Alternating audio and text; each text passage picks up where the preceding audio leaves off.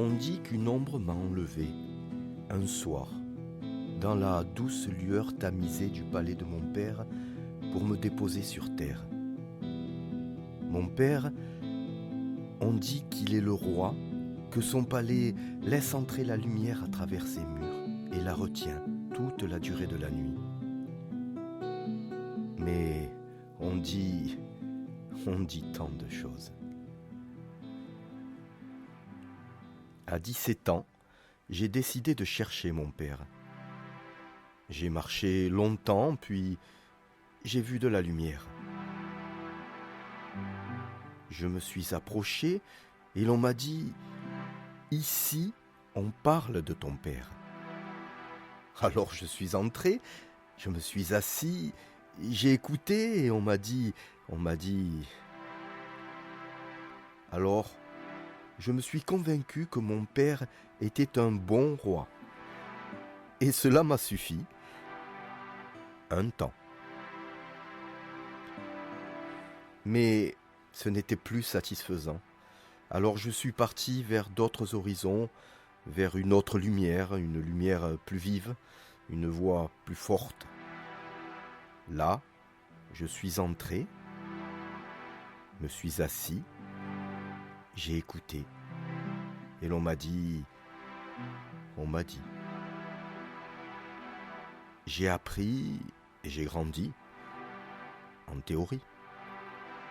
Alors, j'ai cherché ceux qui l'avaient vu, entendu, ceux qui le connaissaient. Ils me l'ont décrit, analysé, psychanalysé, enfin, ils m'ont dit. Et puis, j'ai travaillé pour lui, selon ce qu'ils m'ont dit. Mais ni les pensées, ni les paroles, ni les actes, ni la théorie, ni la pratique ne comblaient le manque d'un père présent et de son amour palpable.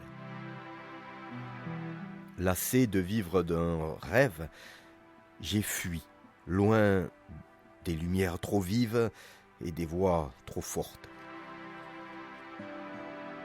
Un soir d'hiver, alors que je méditais tout ça au sommet d'une montagne, c'est une petite lueur en bas, dans la vallée, qui a attiré mon attention. Non, pas de ces lumières blanches et froides qui, quelquefois, vous aveuglent plus qu'autre chose, non, une petite lueur vacillante, palpitante, vivante. Elle inspirait la chaleur, la paix, la vie. Ne pouvant plus résister, je m'engageai sur la sente qui coulait vers le hameau. Dans mon cheminement, il m'arrivait de raisonner ainsi. J'étais monté si haut, je devais être tout près. Un palais ne peut pas être dans un si petit village, si loin de tout. Un roi ne peut pas vivre là, si bas, dans l'ombre.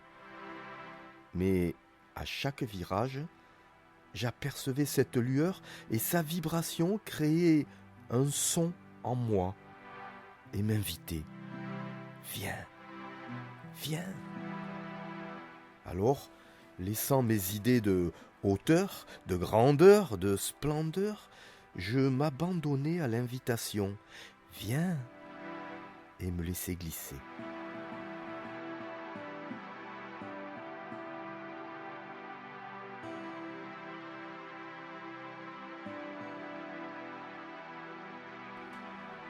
Aux premières maisons, je vois une jeune fille au visage radieux qui m'aborde sans détour. « Bonjour, je venais te chercher. »« Qui, moi ? Je pense que tu te trompes. Je ne savais pas moi-même que je viendrais ici ce soir. » Elle sourit. « Mon père le savait. » Son visage s'éclaira de cette même lumière, toujours. « Oh, dis-je un peu sceptique, sait-il aussi que je cherche mon père ?» Elle lève la tête vers le sommet d'où je venais de descendre. Son visage devint triste. « Pourquoi cherches-tu ton père si haut ?» Sans même m'en rendre compte, ma tête se releva et je tirai mes épaules en arrière, comme pour me sentir à la hauteur de mes mots. « Eh bien, je cherche un palais magnifique, vois-tu. Mon père est roi et... » Un rire tendre s'échappa de la jeune fille. Je la regardai un peu vexée, mais son visage me laissa quoi. Elle ne se moquait pas, non. Elle savourait mes mots. Elle partageait ma fierté. Quelque chose s'effondrait en moi comme un barrage. Ses dents laissent échapper des eaux tumultueuses. J'éclatai. Je ne sais pas qui il est. Tous le connaissent, certains l'ont vu, l'ont entendu, tous m'en parlent. Ils m'ont dit qu'il est bon, ils m'ont dit qu'il est terrible, ils m'ont dit qu'il est exigeant, jaloux, facile à contenter. Je m'arrêtai, la gorge serrée par la peine et la colère. Je ne disais mot, mais son regard ne me quittait pas, comme pour me soutenir dans mes aveux. Sentant sa compassion, je lance « Mais peut-être toi, tu peux m'en parler ?» Elle répondit de toute sa tendresse « Non. » « Tu ne le connais pas ?»« Si, je le connais. Trop bien. Si je t'en parlais, j'y mettrais mes sentiments, mes impressions, mes convictions, mes croyances et même un peu de jugement, ce que je connais de par ma relation avec lui. Mais cette relation est unique pour chacun. Je baissai les yeux désemparés. J'ai cru que je pourrais... Non. Mais je vais te le présenter. Je relevai les yeux, cherchai autour de moi. Je ne vois vraiment pas de palais par ici. Mais au moment où je m'apprêtais à entamer une longue marche, elle me prit la main et s'assit. Elle était devenue mon guide. Je ne voulais surtout pas qu'elle lâche ma main de sa main chaleureuse, réconfortante. Alors, j'ai suivi son mouvement. Je me suis assis. Il y eut un long moment de silence pendant lequel je la fixais. Les yeux fermés, elle souriait. Son beau visage changeait d'expression, passant de l'interrogation à l'acquiescement. L'écoute.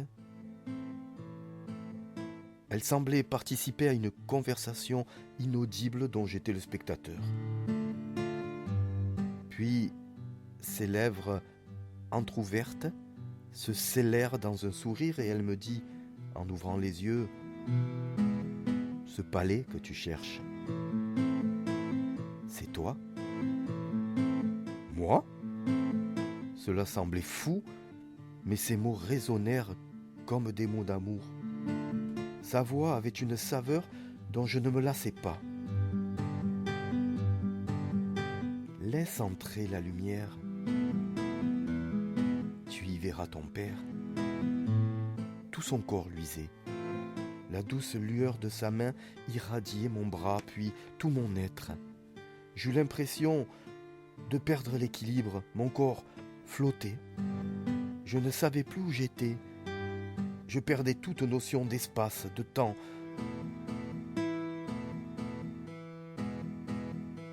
Nous étions tout à coup debout, main dans la main, dans un palais lumineux. J'y étais bien. Je me sentais chez moi. « Viens, dit-elle, allons voir ton père. » Je fus pris de panique. Je regardais fixement devant moi, de peur de le voir apparaître. Mais c'est un roi. Regarde comme je suis habillé. Et je ne suis pas prêt. On m'a dit que c'est lui qui décidait qui entre dans son palais. On m'a dit qu'il fallait que je grandisse.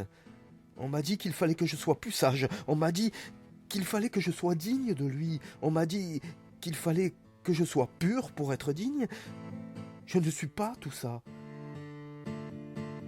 Elle me dit, de sa voix rassurante, « Non, tu n'es pas tout ça. Tu es bien plus. » Troublé, je me retournai pour la chercher du regard. Et elle me dit très simplement, « Tu es son fils ?» Ces mots résonnèrent au plus profond de moi comme une évidence. Je sentais que toutes ces questions qui m'ont tenu captif toutes ces années voulaient ressurgir mais n'y parvenaient pas, comme engluées dans des bas étages là, sous mes pieds. De toute façon, il était trop tard. Je sentis une main sur mon épaule, un bras me ceindre les reins et un amour sans limite envahir mon cœur. J'étais dans les bras de mon père.